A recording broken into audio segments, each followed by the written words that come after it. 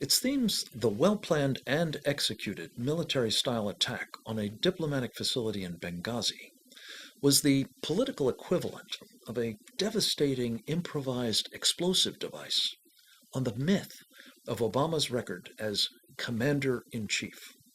Thanks to intrepid investigative reporting, notably by Brett Baer and Catherine Herridge at Fox News, Aaron Klein at WorldNet Daily, and Claire Lopez at radicalislam.org, and thanks to information developed by congressional investigators, the mystery is beginning to unravel, with regard specifically to what happened that night and the reason for the subsequent clumsy official cover-up. The evidence suggests that the Obama administration has not simply been engaging, legitimating, enriching, and emboldening Islamists who have now taken over or are ascendant in much of the Middle East. Starting in March 2011, when American diplomat Christopher Stevens was designated the liaison to the opposition in Libya, the Obama administration has been arming them, including jihadists like Abdul Hakim Belhaj, the leader of the al-Qaeda franchise known as the Libyan Islamic Fighting Group. Once Gaddafi was overthrown, Chris Stevens was appointed as the ambassador to the new Libya, run by Belhaj and his friends.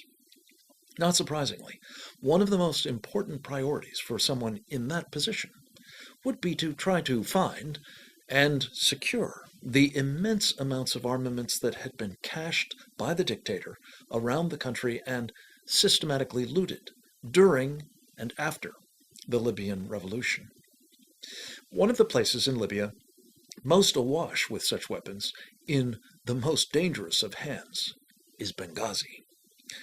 On a particularly risky day, with no security to speak of, and despite now copiously documented concerns about his own safety and that of his subordinates, it now appears that Ambassador Stevens was in Benghazi for another priority mission, sending arms recovered from the former Libyan regime's stocks to the opposition in Syria.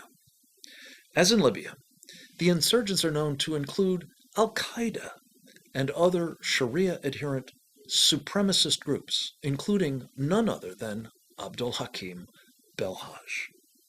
Fox News has chronicled how the El Intisar, a Libyan flag vessel carrying 400 tons of cargo, docked in the Turkish port of Iskenderun on September 6th.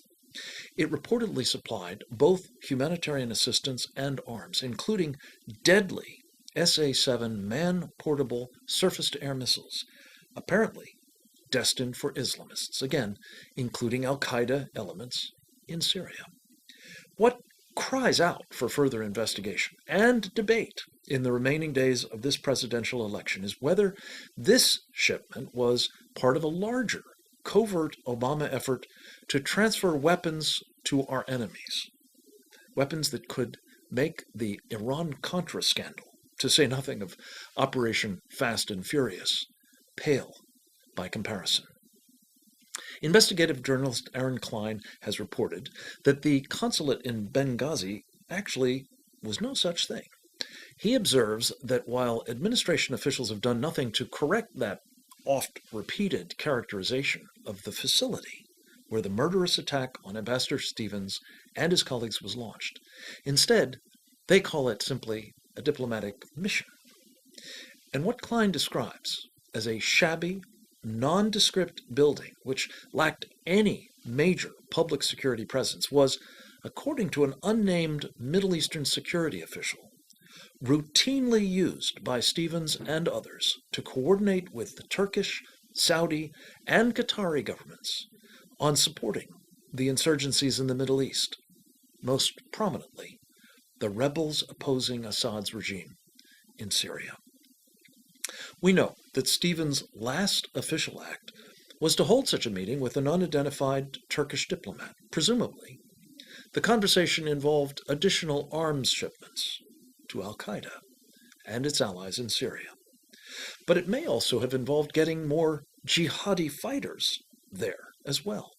After all, Klein reported last month that according to sources in Egyptian security, our ambassador to Libya was playing a central role in recruiting jihadists to fight Bashar al-Assad's regime in Syria. It gets worse.